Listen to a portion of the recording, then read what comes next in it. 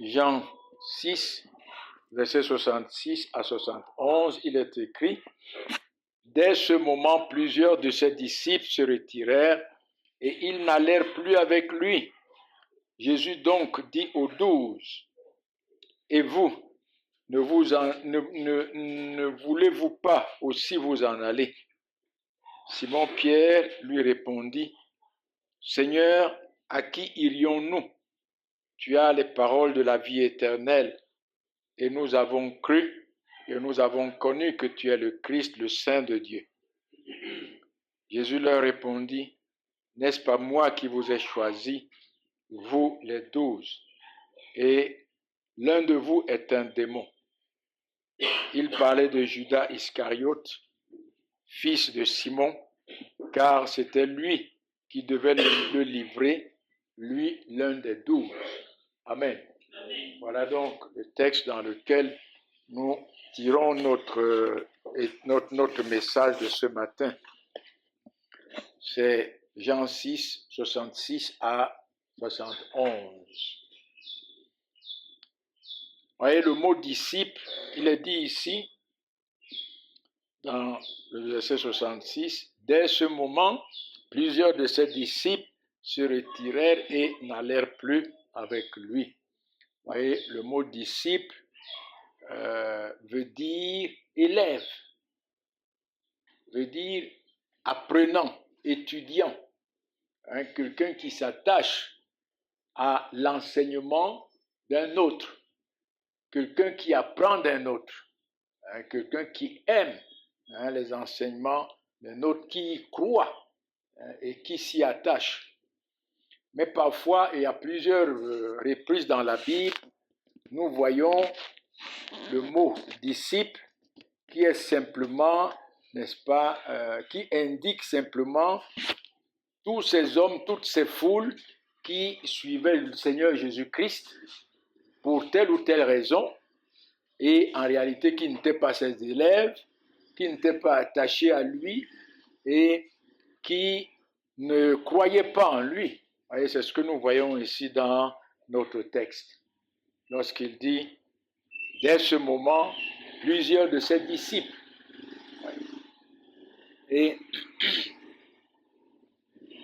donc, c'est le cas, n'est-ce pas, dans notre texte où nous voyons cette distinction claire entre les 12 qui sont restés auprès de Christ et, n'est-ce pas, ceux qui sont partis, qui normalement, n'est-ce pas, devaient être un grand nombre. Parce que la veille, c'était 5000 qui avaient mangé le pain et certainement, le lendemain, plus de 5000 devaient être encore là, plus de 5000. Puisque la nouvelle s'était répandue partout, plus de 5000 devaient être là pour manger le pain. Et pourquoi ces hommes sont-ils partis?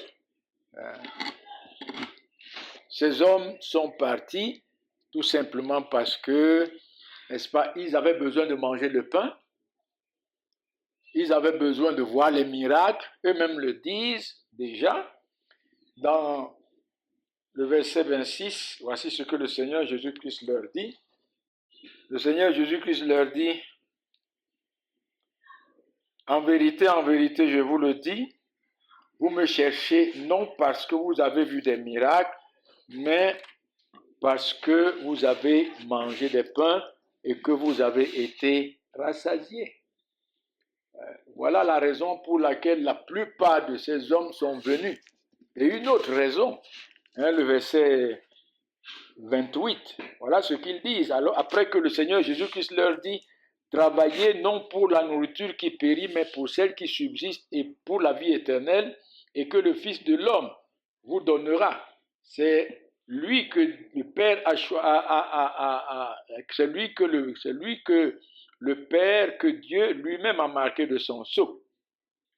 Ils lui dirent: que devons-nous faire pour accomplir les œuvres de Dieu? C'est que le Seigneur Jésus-Christ leur dit: l'œuvre de Dieu, c'est que vous croyez en celui qu'il a envoyé. Et le verset 30, quel miracle fais-tu donc? lui dirent-ils, afin que nous croyions et que afin que nous voyions et que nous croyions en toi. Que fais-tu? Voyez, beaucoup l'ont suivi à cause des miracles. Et c'est la même chose que nous vivons aujourd'hui, n'est-ce pas, avec tout ce qui se passe là-dehors. Beaucoup remplissent les églises à cause des miracles. Et dans ces églises, si vous dites, comme le Seigneur Jésus-Christ l'a fait ici, parce que le lendemain, lorsque ces hommes sont venus, le Seigneur Jésus-Christ leur a montré que le pain qu'il avait fait hier, qu'il avait multiplié hier, c'était pour leur parler de lui-même qui est le pain de Dieu, le pain qui descend du ciel et qui donne la vie éternelle. Il n'est pas venu pour multiplier les pains pour faire manger les hommes, pour rassasier les hommes, mais il est venu pour leur donner la vie éternelle. Lorsqu'il a commencé à prêcher ce message, beaucoup l'ont, tous sont partis. Tous sont partis. Et c'est la même chose avec tout ce que nous voyons là dehors aujourd'hui.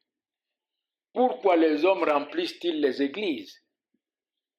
Parce que beaucoup, ils cherchent une situation meilleure. Parce que beaucoup sont seulement séduits par les miracles. Et aller dans ces églises et proclamer le Christ crucifié, personne ne reste devant vous. Eux tous vont commencer à sortir un à un.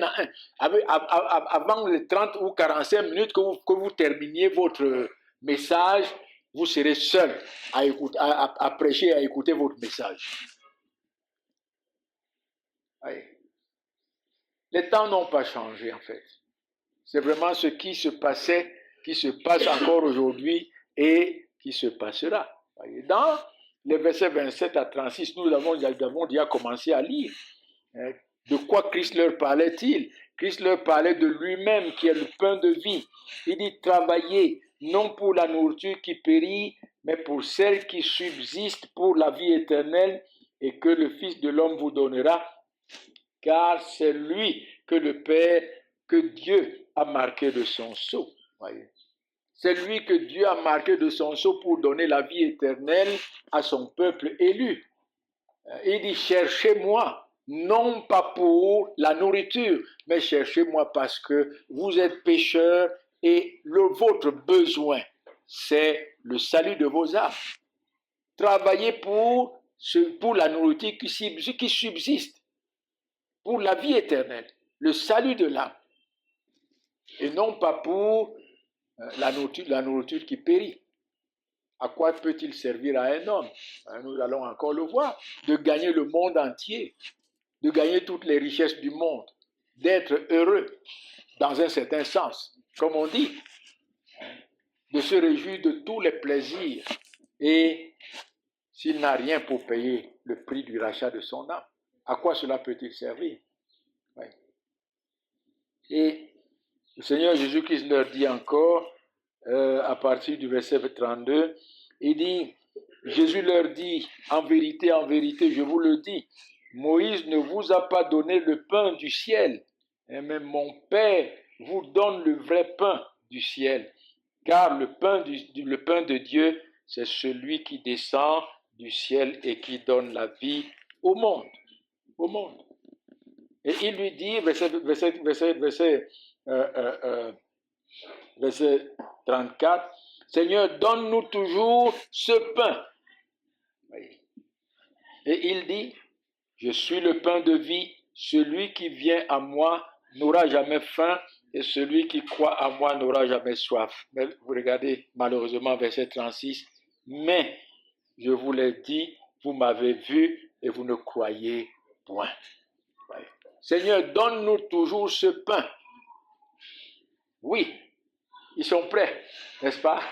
Mais lorsqu'ils commencent à leur dire, c'est moi qui suis le pain qui vient du ciel, le pain qui donne la vie éternelle. Celui qui croit en moi n'aura plus jamais soif, celui qui croit en moi n'aura plus jamais faim. Personne ne croit en lui. Personne. Personne. Voyez mes amis, c'est ça que nous voyons ici. Et dans le verset 41 à 47, voilà ce que Christ leur prêche encore. Non, en fait, c'est eux-mêmes qui murmurent. Dans le verset 41 à 47, il est dit, les Juifs murmuraient à son sujet parce qu'il avait dit « Je suis le pain qui est descendu du ciel ». Et il disait « N'est-ce pas là Jésus, le fils de Joseph, celui dont nous connaissons le père et la mère? Comment donc dit-il « Je suis le pain du ciel, je suis descendu du ciel ». Jésus leur répondit « Ne murmurez pas en vous. Nul ne peut venir à moi si le Père qui m'a envoyé ne l'attire, et je le ressusciterai au dernier jour. Il est écrit dans le prophète, ils seront enseignés de Dieu. Ainsi, quiconque a entendu le Père et a reçu son enseignement vient à moi. Car nul n'a vu le Père sinon celui qui vient de Dieu, c'est lui qui a vu le Père. En vérité, je vous le dis, celui qui croit en moi a la vie éternelle. Oui. Voilà le message que le Seigneur Jésus-Christ leur annonçait. Non seulement il est celui que Dieu a oint pour sauver son peuple de ses péchés, mais il leur dit encore, nul ne peut venir à moi si le Père lui-même ne l'attire. Comment est-ce que Christ sauve-t-il ceux dont le Père lui a donné depuis avant la fondation du monde? C'est par l'appel souverain de Dieu. Dieu lui-même les attire à Christ. Cela ne dépend pas de leurs œuvres, de leurs efforts. Cela ne dépend pas de leur sagesse, de leur intelligence, mais de l'appel souverain de Dieu qui attire qui il veut. Vous voyez, mes amis, ces hommes ne pouvaient pas supporter ce message. Et c'est pourquoi nous voyons, verset 60, verset 66, il est écrit, plusieurs de ses disciples, après l'avoir entendu dire, cette parole est dure, qui peut l'écouter? Et au verset 66, dès ce moment, plusieurs de ses disciples se retirèrent et ils n'allèrent plus avec lui. Vous voyez pourquoi est-ce que les hommes remplissent les églises? C'est pour chercher leur bonheur matériel, leur bonheur périssable, leur bonheur passager, leur bonheur éphémère, et d'autres, c'est par la séduction des miracles. Des miracles. Ici, alors, nous voyons donc le Seigneur qui met les disciples, les 12, à l'épreuve, ceux qui sont restés devant lui. Parce que presque plus de 5000 personnes sont parties et les 12 sont restés. Alors, le Seigneur les met à l'épreuve et en leur posant la question, il dit, verset 67, Jésus dit aux 12, et vous, ne voulez-vous pas aussi vous en aller? Vous voyez, une question qui est un test de la foi, une question qui est une épreuve de la foi. Une épreuve de la foi. Oui. Et en réalité, le Seigneur nous met constamment à l'épreuve de la foi. Pas en nous posant la question, voulez-vous aussi vous en aller? Mais constamment, le Seigneur nous met à l'épreuve de la foi, et je dirais chaque jour. Et comment? Vous voyez, mes amis, chaque fois que nous sommes devant un faux prophète, chaque fois que nous sommes devant un faux prédicateur, un séducteur, que nous voyons à la télé, que nous voyons à la radio, ou bien ceux qui passent même de porte en porte, n'est-ce pas, pour venir, n'est-ce pas, nous vendre leur poison, c'est le Seigneur qui le veut, afin de nous soumettre à l'épreuve de la foi. C'est le Seigneur qui veut que ces hommes viennent vers nous, afin de nous soumettre à l'épreuve de la foi. De la foi. Vous voyez, ici, ce n'est pas le Seigneur qui demande, c'est pas lorsqu'il les envoie. Ce n'est pas lui qui se tient devant nous comme il était devant les 12 pour dire, vous aussi, ne vous en allez-vous pas, ne vous en allez-vous pas. Mais à travers ces faux prophètes, à travers ces faux docteurs, à travers ces séducteurs, le Seigneur nous met à l'épreuve de la foi, jour après jour, et constamment.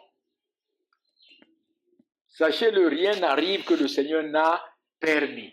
Pourquoi ces hommes viendraient-ils vers nous? Parce que le Seigneur a une œuvre à accomplir en nous, en envoyant ces hommes. Tester notre foi. Tester notre foi. Et non seulement cela, mais le Seigneur, n'est-ce pas, le fait aussi pour révéler en réalité la ruse et la vanité de la fausse religion. Vous voyez, c'est pour ça qu'il envoie ces hommes vers nous. Pour que nous découvrions la ruse et la vanité de la fausse religion. Ils viennent en manteau d'agneau, mais ils sont quoi? Des loups ravisseurs. Des gens qui ne peuvent rien nous donner pour notre salut. Une religion vaine, une religion sans vie. Sans vie. Une religion qui ne peut sauver. Et vous voyez, c'est de ces hommes-là que le Seigneur nous met en garde dans Matthieu 7. Nous pouvons lire. Voyez, dans Matthieu 7, il dit, verset 15, « Gardez-vous des faux prophètes. Ils viennent à vous en vêtements de brebis, mais, vous voyez, la ruse, c'est ça la ruse. Ils sont en vêtements de brebis, déguisés, rusés. Mais au-dedans, ce sont des loups ravisseurs. Des loups ravisseurs. Un loup, quand un loup tombe dans un troupeau de moutons, qu'est-ce qu'il fait? Il tue, il dévore. Et lorsque le Seigneur les compare ici aux loups ravisseurs, qu'est-ce qu'il veut dire? Leur message ne donne pas la vie, mais leur message tue. Leur message tue. Leur message éloigne de la grâce et de la miséricorde de Dieu qui est en Jésus-Christ et de la vie éternelle qui sont en Jésus-Christ. Il dit, vous les reconnaîtrez à leurs fruits. Cueille-t-on des raisins sur les épines? Et quel est leur fruit? C'est le message qu'ils prêchent. Le message qu'ils prêchent. C'est ce qui sort de leur bouche. Et de la manière dont on ne peut pas cueillir des raisins qui donnent la vie, des épines qui ne donnent pas la vie, de la même manière de leur bouche, vous ne pouvez pas recevoir le message de la vie. De leur bouche, vous n'entendrez jamais le Christ crucifié. Vous n'entendrez jamais, n'est-ce pas, un message de la vie. L'évangile de la grâce, la bonne nouvelle de la grâce souveraine de Dieu en Jésus-Christ. Il dit, cueille-t-on des raisins sur les chardons, non, sur les épines, ou des figues sur les chardons. Vous voyez, les figues, c'est encore là un fruit nourrissant. Mais on ne peut pas trouver des figues sur des chardons. Jamais. Et c'est pourquoi il dit, tout bon arbre porte du bon fruit, mais le mauvais arbre porte le mauvais fruit. Oui, si ces hommes étaient de véritables serviteurs de Dieu, ils porteraient de bons fruits. Ils nous apporteraient le message de la vie. Ils nous apporteraient l'évangile. La bonne nouvelle de la grâce de Dieu en Jésus-Christ. Mais puisqu'ils ne sont pas véritablement des serviteurs de Dieu envoyés par Christ lui-même, ils ne peuvent nous apporter ce message. Ils ne peuvent nous apporter ce message. Il dit, un bon arbre ne peut porter de mauvais fruits, ou un mauvais arbre porter du bon fruit. Un véritable serviteur de Dieu, un véritable serviteur de Christ ne vous prêchera jamais autre chose, ne vous annoncera jamais autre chose que le Christ et le Christ crucifié. Comme l'apôtre Paul disait aux Corinthiens, il dit, je n'ai eu parmi vous aucune autre pensée, si ce n'est Christ et Christ crucifié. Et de l'autre côté, ces hommes qui viennent en vêtements de brebis, mais qui sont des loups ravisseurs, ne vous amèneront jamais au pied de la croix. Jamais. Jamais. L'apôtre Paul dit, ce n'est pas pour baptiser, c'est pour annoncer la croix de Christ. Afin que la croix de Christ ne soit pas rendue vaine. Afin que la croix de Christ ne soit pas rendue vaine. Il dit, Toute arbre qui ne porte pas de bons fruits est coupé et jeté au feu. C'est donc à leurs fruits que vous les reconnaîtrez. Voyez, mes amis, c'est ce que Dieu fait chaque jour en nous plaçant devant la télé pour lorsqu'un faux prophète, lorsqu'un séducteur, voyez, lorsqu'un faux docteur est en train de prêcher l'évangile. Non seulement pour tester notre foi, mettre notre foi à l'épreuve en écoutant ce qu'il dit, mais aussi pour nous révéler la ruse et la vanité, n'est-ce pas, de la fausse religion. La fausse religion. Une deuxième chose que nous voyons dans notre texte, revenons dans Jean 6, c'est une réponse à propos. Lorsqu'on parle d'une réponse à propos, on parle d'une réponse qui convient aux attentes. Une réponse qui convient aux attentes.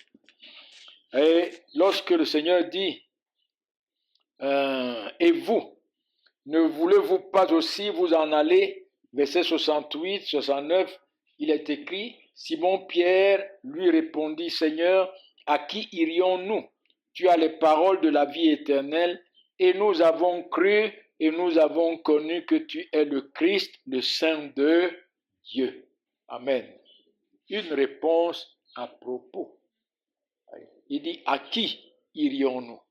Une réponse qui révèle l'œuvre de la grâce de Christ dans le cœur. Et c'est ça qui a fait la différence entre ces hommes, entre les 12 et ceux qui sont partis.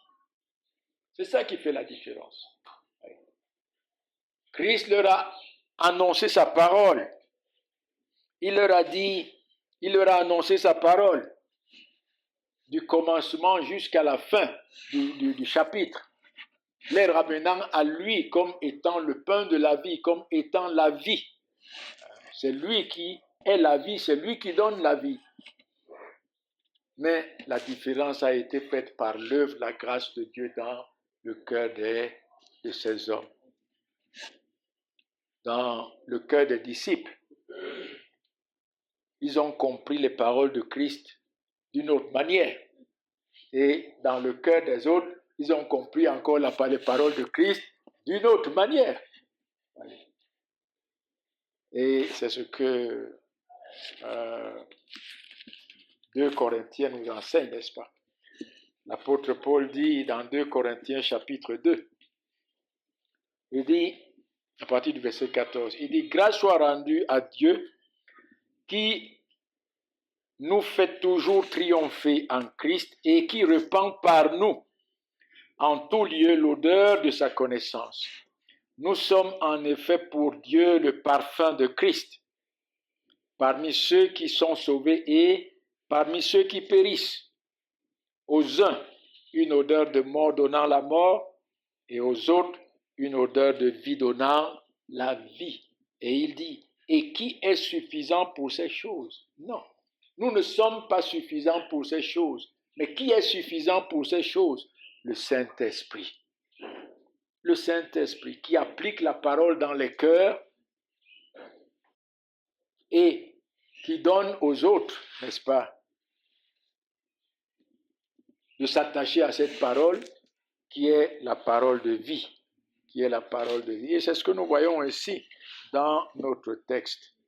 Il dit, à qui irions-nous? Une réponse qui révèle l'œuvre, la grâce de Dieu dans le cœur. Vous voyez, dans dans Actes chapitre 4, il est écrit au verset 12, il n'y a de salut en aucun autre, car il n'y a sous le ciel aucun autre nom qui a été donné parmi les hommes par lequel nous devions être sauvés, si ce n'est le Seigneur Jésus-Christ. Et cette réponse a été donnée à quelle occasion?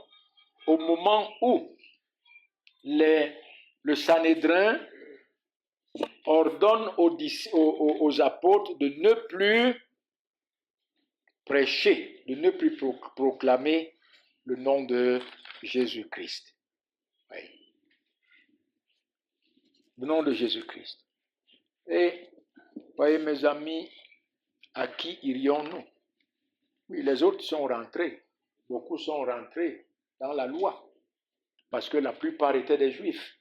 Beaucoup sont rentrés dans l'obéissance de la loi, de la loi pour être sauvés. Mais la Bible est claire.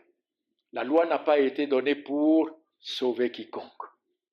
La loi a été donnée pour révéler le péché. Et la Bible dit quoi? Maudit soit quiconque s'attache à la loi pour vouloir être sauvé par la loi. Lisons-le dans Galates, chapitre 3.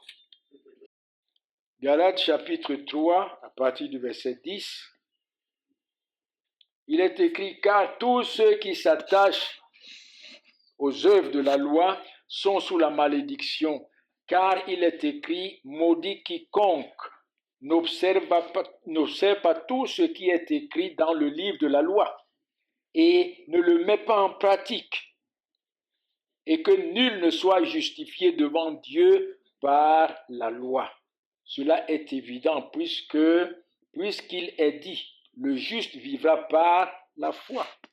Or, la loi ne procède pas de la foi, mais elle dit, celui qui mettra ces choses en pratique vivra par elle. Et le verset 13, Christ nous a rachetés de la malédiction de la loi, étant devenu malédiction pour nous, car il est écrit, maudit est quiconque est pendu au bois.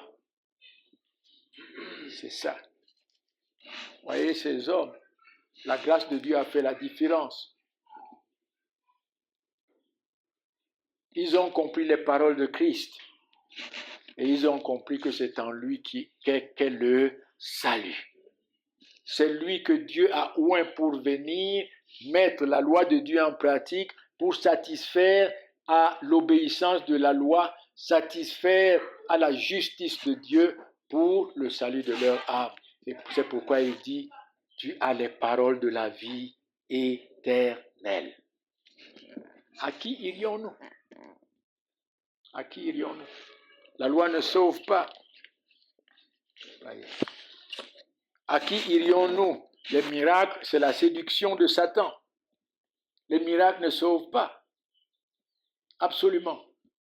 Au contraire, les miracles condamnent ceux qui s'attachent à eux, parce qu'ils n'ont pas reçu l'amour de la vérité. Lisons-le dans 2 Thessaloniciens chapitre 2. 2 Thessaloniciens chapitre 2, il est écrit à partir du verset 9, ici c'est l'apôtre Paul qui met les Thessaloniciens en garde contre ces faux prophètes qui vont venir leur dire, venez, Christ est ici, Christ est là, et ils vont vouloir le démontrer à travers, n'est-ce pas, beaucoup de prodiges, de miracles, et par la puissance du diable. Et il dit au verset 9, l'apparition de cet impie du diable se fera par la puissance de Satan,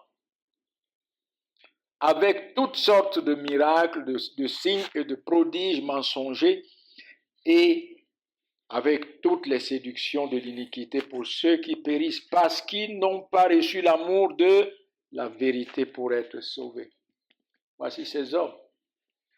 Ils disent qu'ils veulent manger du pain, que Moïse leur a donné du pain à leurs parents. Et Christ leur dit, Moïse ne vous a pas donné le pain de vie. Mon Père vous donne le pain de vie. Tous ceux qui ont mangé la manne dans le désert sont morts.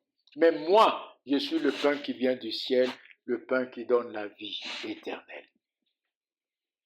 Ces hommes disent, cette parole est dure. Qui peut l'écouter? Ils ont tourné le dos. Et tout en lui disant quoi? Quel miracle fais-tu? Quel miracle fais-tu pour que nous croyions en toi? Non, nous ne voulons pas croire au fait que, nous ne voulons pas croire à cette parole que c'est toi que Dieu a oint. C'est toi que Dieu a oint pour que tu nous donnes, pour que tu donnes la vie éternelle. Mais nous voulons croire au miracle. Quel miracle fais-tu pour que nous voyions et pour que nous croyions? Voyez mes amis, les miracles, c'est le rejet de tous ceux qui s'attachent au miracle démontrent leur rejet de la vérité. Et comme il est écrit ici, Voyez? Parce qu'ils n'ont pas reçu l'amour de la vérité pour être sauvés. Aussi, Dieu leur envoie-t-il une puissance d'égarement pour qu'ils croient au mensonge, afin que ceux qui n'ont pas cru à la vérité, mais qui ont pris plaisir à l'injustice, soient condamnés. Condamnés. Condamnés. Les hommes cherchent les miracles, oui, ils les auront, parce que Dieu lui-même donne cette puissance d'égarement pour ces hommes, pour ces femmes qui rejettent Christ, pour ces hommes, pour ces femmes qui méprisent la grâce de Dieu en Jésus-Christ, pour ces hommes, pour ces femmes qui foulent aux pieds la justice de Christ. Veulent-ils les miracles? Oui, Dieu le leur donnera. Dieu les leur donnera. Parce que Dieu lui-même envoie cet esprit de mensonge. Quand ces hommes guérissent un boiteux, tout le monde est convaincu que cela vient de Dieu. Tout le monde est convaincu que cela vient de Dieu. Mais c'est un esprit de mensonge pour les attacher encore plus au mensonge afin qu'ils soient condamnés. C'est un esprit de jugement. C'est un jugement de Dieu. C'est un jugement de Dieu. Afin qu'ils s'égarent davantage, qu'ils croient au mensonge et qu'ils soient condamnés. Qu'ils soient condamnés. Ici, nous voyons encore ce qui poussait ces hommes. C'est le pain, n'est-ce pas? Et c'est là encore, n'est-ce pas, la condition de ceux qui, dans les églises, recherchent la prospérité matérielle et autres. Mais la Bible est claire. Les richesses de ce monde ne peuvent sauver personne. Personne. Personne. C'est pourquoi le Seigneur Jésus-Christ leur dit, travaillez, non pour la nourriture qui périt, mais pour celle qui subsiste pour la vie éternelle. Éternelle. Dans le psaume 49, versets 7 à 9, nous lisons ceci. Nous lisons, ils ont confiance en leurs biens. Il parle des riches et de la futilité des richesses qui ne peuvent pas sauver. Ils ont confiance en leurs biens, ils se glorifient de leur grande richesse. Mais regardez ça, ils ne peuvent se racheter l'un l'autre, ni donner à Dieu le prix du rachat. Le prix du rachat de leur âme est cher et il n'aura jamais lieu. Oui, le prix du rachat de l'âme d'un pécheur est cher et il n'aura jamais lieu avec de l'argent, avec de l'or, avec toutes les richesses du monde. Mais par le sang précieux de notre Seigneur et Sauveur, Jésus-Christ. C'est ce que Pierre disait à ses frères dans 1 Pierre chapitre 1. Il dit, vous savez que ce n'est pas la vaine, c'est pas par de l'argent ou de l'or que vous avez été rachetés de la vaine manière, que vous avez hérité de vos pères, mais par le sang précieux de Jésus-Christ. Comme d'un agneau prédestiné avant la fondation du monde. À qui irions-nous? Irions-nous nous attacher au message de la prospérité? Irions-nous nous attacher au miracle, à la séduction? Irions-nous nous attacher aux œuvres de la loi pour être sauvés? Il n'y a pas de vie, il n'y a pas de salut. Il n'y a pas de salut. Ouais. C'est le Seigneur et Sauveur Jésus-Christ. Et c'est pourquoi Pierre dit, tu as les paroles de la vie éternelle. Éternelle. Éternelle. Voyez mes amis, tandis que les autres sont partis parce qu'ils ne pouvaient pas supporter la parole de Christ, les 12 sont restés à cause de la parole. Les 12 sont restés à cause de la parole parce qu'ils avaient reçu la parole de Christ. Ils avaient reçu la parole de Christ. Et c'est ce qu'il dit. Nul ne peut venir à moi si le Père qui m'a envoyé ne l'attire. Et je le ressusciterai au dernier jour. Au dernier jour. Nous ne pouvons même pas compter, nous ne pouvons plus reconnaître les gens qui sont venus nous écouter depuis que nous prêchons l'évangile. Ils sont venus beaucoup. Si ces hommes et ces femmes restaient, il n'y aurait plus de place ici. On se réunirait peut-être dans un autre endroit. Ouais. Malheureusement, cette parole, ils ne pouvaient pas supporter. Ils ne pouvaient pas supporter. Mais pourquoi vous êtes là? Parce que vous avez compris, par l'œuvre de la grâce de Dieu dans vos cœurs, que Christ est la parole de vie. Et il a la parole de vie. Voilà. Non seulement il est la parole de vie, mais il a les paroles de la vie éternelle. Et c'est ça qui fait la différence.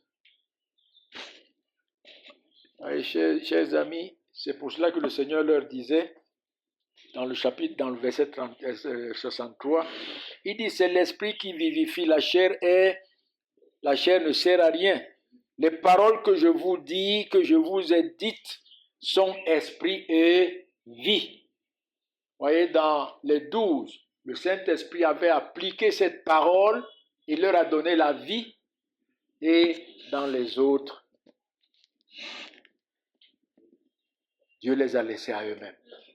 Dieu les a laissés à eux-mêmes. Vous voyez, mes amis,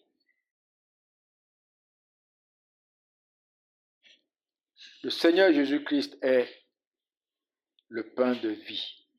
Vous voyez, il est le pain de vie, il est la parole de vie. C'est ce qu'il dit du verset 27 jusqu'au verset 51. Il est le pain de vie, il est la parole de vie. Et dans Jean chapitre 1, il est écrit, au commencement était la parole était avec Dieu et la parole était Dieu. Elle était au commencement avec Dieu, toutes choses ont été faites par elle et rien n'a été fait sans elle. En elle était la vie et la vie était la lumière des hommes. En elle était la vie. En elle est la vie, pas que était. En elle est la vie et la vie est la lumière des hommes. Ouais. En elle est le salut. Le salut. Et le salut est la lumière des hommes. Parce que c'est le salut qui nous éclaire. C'est lorsque nous sommes sauvés que nos yeux s'éclairent. Que les écailles tombent, que les ténèbres se dissipent. N'est-ce pas? Lorsque le Saint-Esprit applique la parole de Christ dans nos cœurs, les ténèbres se dissipent.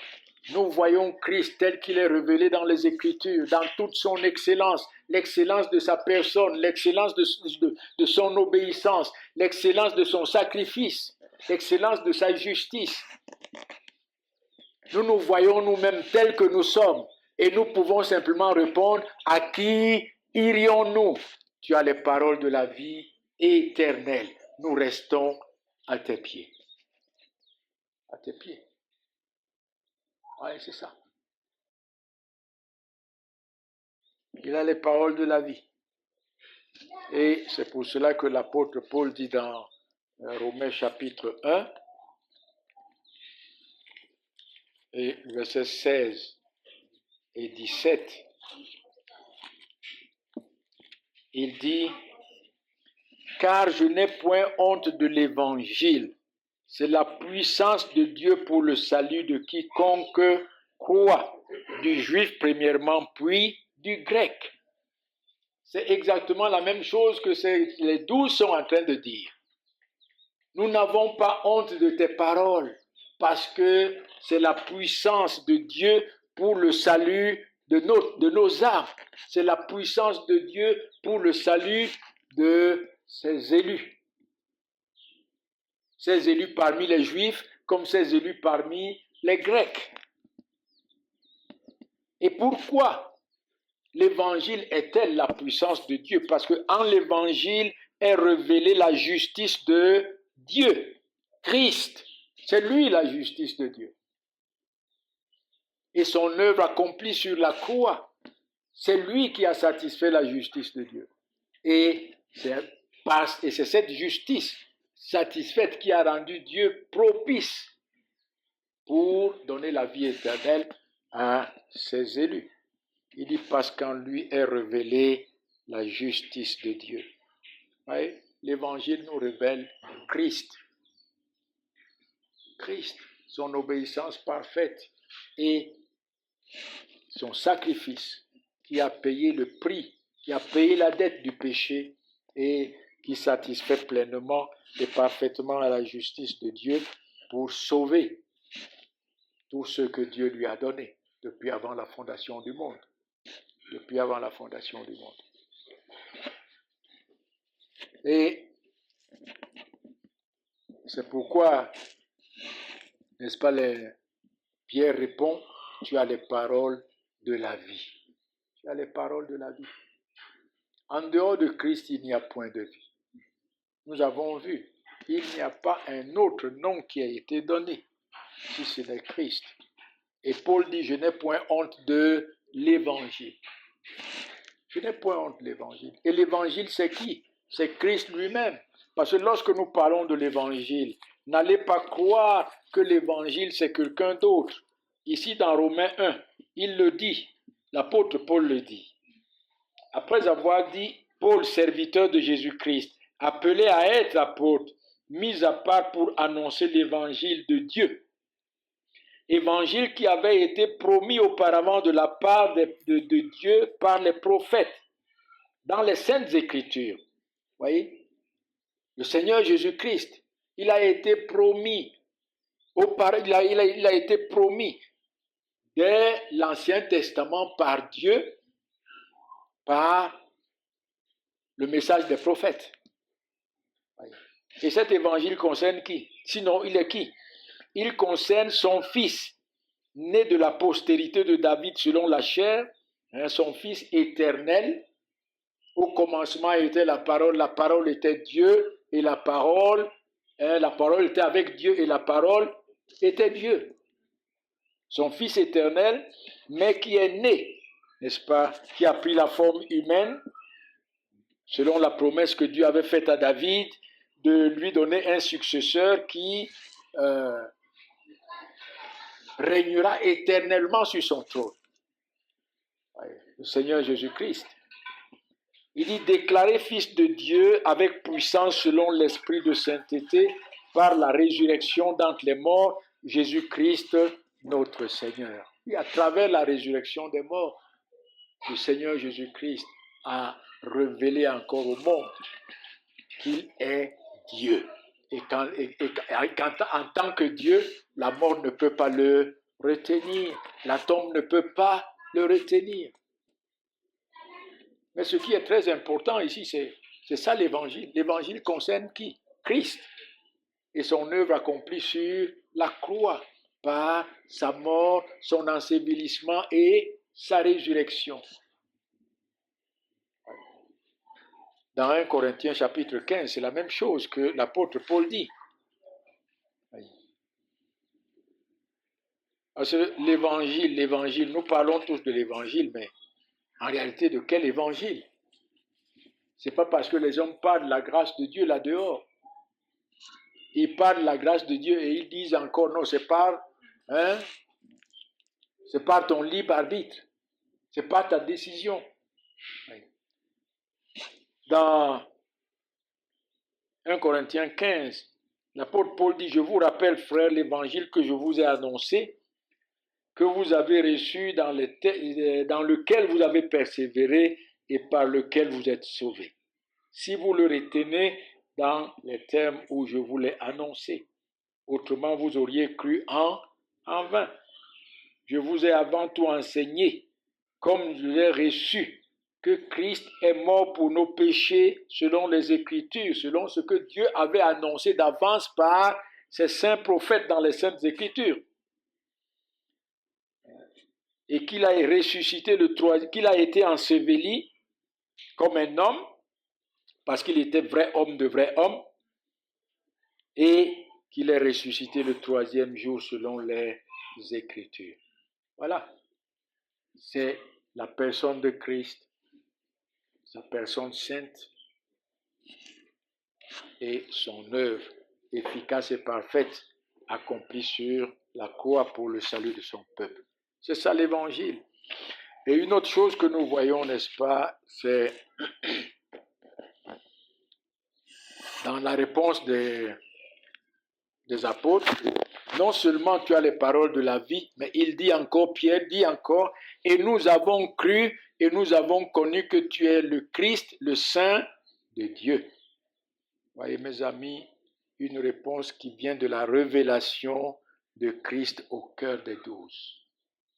La même question les avait été posée dans Matthieu 16, où Christ leur posait la question, qu'est-ce que les hommes disent que je suis? Disons Matthieu 16, à partir du verset 13.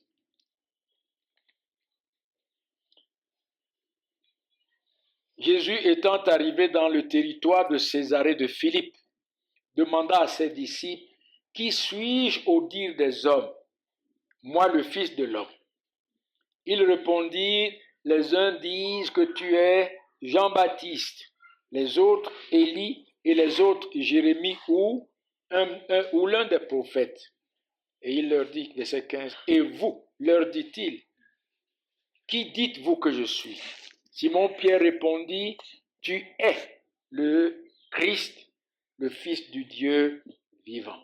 Et le verset 17, Jésus reprenant la parole lui dit, tu es heureux Simon, fils de Jonas, car ce ne sont pas la chair et le sang qui te l'ont révélé, mais c'est mon Père qui est dans les cieux. Amen. La réponse de Pierre, la réponse des 12, voyez mes amis, démontrait la révélation de Dieu dans le cœur des 12. C'est parce que Christ s'est révélé à ces hommes dans toute sa gloire, dans toute l'excellence de sa personne divine, dans toute l'excellence de son œuvre accomplie par son obéissance parfaite et par son sacrifice pour l'expiation de leurs péchés. Il s'est révélé à leur cœur comme celui que Dieu a oint, que Dieu a envoyé. C'est ce qu'il dit lui-même, n'est-ce pas, dans le verset 27 que nous avons lu au départ. C'est ce qu'ils ont vu de Christ, celui que Dieu a envoyé. Le verset 27, travaillez non pour la nourriture qui périt, mais pour celle qui subsiste pour la vie éternelle, et que le Fils de l'homme vous donnera. Car c'est lui que le Père, que Dieu lui-même a marqué de son sceau. C'est lui que Dieu a oint pour être le souverain sacrificateur de ses élus, afin d'accomplir pour eux l'expiation de leur péché par son sang sur la croix. Par son sang sur la croix. Et vous voyez, mes amis, si Dieu ne se révèle véritablement pas, si Christ ne se révèle pas au cœur, nous ne le connaîtrons pas. Nous ne le connaîtrons pas. Dans Philippiens que nous avons étudié, l'apôtre Paul dit qu'il avait tellement beaucoup d'avantages, beaucoup de choses sur lesquelles il s'appuyait pour espérer être sauvé, pour s'assurer être sauvé. Mais il dit, lorsqu'il a connu l'excellence de Christ, toutes ces choses sur lesquelles, des béquilles tassées déjà, sur lesquelles il s'appuyait pour son salut, il les a comptées comme une perte. Il les a comptées comme de la boue à cause de l'excellence de la connaissance de Christ. La révélation de Christ au cœur. C'est ça la foi. Il n'y a pas de foi sans révélation de Christ. Pouvez-vous vous attacher à quelque chose que vous ne connaissez pas? à quelque chose que vous ne comprenez pas. C'est lorsque Dieu nous révèle Christ que nous renonçons à toute autre chose, comme les disciples. À qui irions-nous? Parce que Dieu leur avait révélé qui était Christ, dans toute son excellence. Ils avaient cru, ils avaient connu. Dieu leur avait révélé le Seigneur Jésus-Christ dans le cœur. Ils avaient compris que c'est lui que Dieu a oint pour accomplir l'œuvre du salut envers ses élus, comme lui-même le dit dans le verset 37 à 40.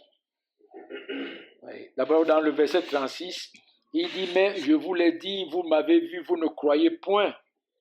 Mais tous ceux que le Père me donne viendront à moi, et je ne mettrai pas dehors celui qui vient à moi, car je suis descendu du ciel pour faire non ma volonté, mais la volonté de celui qui m'a envoyé.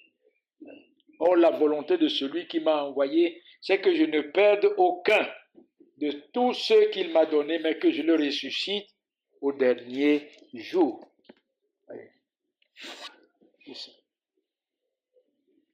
Les autres écoutaient ces paroles. Ils ont écouté ces paroles, mais la grâce de Dieu a fait la différence. La grâce de Dieu les a laissés à eux-mêmes. La grâce de Dieu les a laissés à eux-mêmes. Mais aux 12, la grâce de Dieu a ouvert les yeux pour qu'ils voient le Christ, le Saint de Dieu. Le Saint de Dieu. Et ce que nous voyons encore, pour terminer, c'est que c'est une réponse qui vient du choix éternel de Christ. Oui, mes amis, c'est une réponse à propos. À qui irions-nous? Tu as les paroles de la vie éternelle. Une réponse qui vient de la révélation de Christ dans le cœur, mais une réponse qui vient du choix éternel de Christ. Verset 70. Voyez, le Seigneur Jésus-Christ leur dit, Jésus leur répondit, n'est-ce pas moi qui vous ai choisi, vous les 12, et l'un de vous est un démon. Il parlait de Judas Iscariote, un fils de Simon, car c'était lui qui devait le livrer, lui l'un des 12. Pourquoi les 12 ne sont-ils pas partis comme les autres? Parce que le Seigneur les avait élus depuis avant la fondation du monde. Il les avait choisis depuis avant la fondation du monde. Vous voyez, c'est comme nous avons lu dans le verset 37. Tous ceux que le Père me donne viendront. Viendront. Et c'est pour eux que je suis venu, afin de mourir pour leurs péchés et de les ressusciter au dernier jour. C'est pour cela qu'ils ne sont pas partis. Parce que c'est Christ qui les avait choisis. Dans Jean 10, il dit, je connais mes brebis. Mes brebis entendent ma voix et elles me suivent. Je leur donne la vie éternelle et elles ne périront jamais. C'est pourquoi les disciples ne pouvaient pas partir. Quel privilège! Quel privilège de savoir que notre salut, du début à la fin, est exécuté par, ou bien accompli, exécuté par Dieu le Père, par Dieu le Fils et par Dieu le Saint-Esprit. Du début à la fin. Quel privilège! Ouais. Si vous et moi, nous sommes là aujourd'hui, ce n'est pas parce que nous sommes plus intelligents que les autres. Les disciples n'étaient pas plus intelligents que tous ceux qui sont partis. Non. Ils n'étaient pas plus perceptibles, plus sensibles à la parole de Christ. Mais c'est Christ qui les a rendus attentifs. C'est Christ qui a appliqué la parole dans leur cœur. Il s'est révélé à leur cœur. Et c'est Christ qui les tenait encore dans leurs mains. Dans sa main. Dans sa main. Vous voyez, mes amis, le salut vient de Dieu.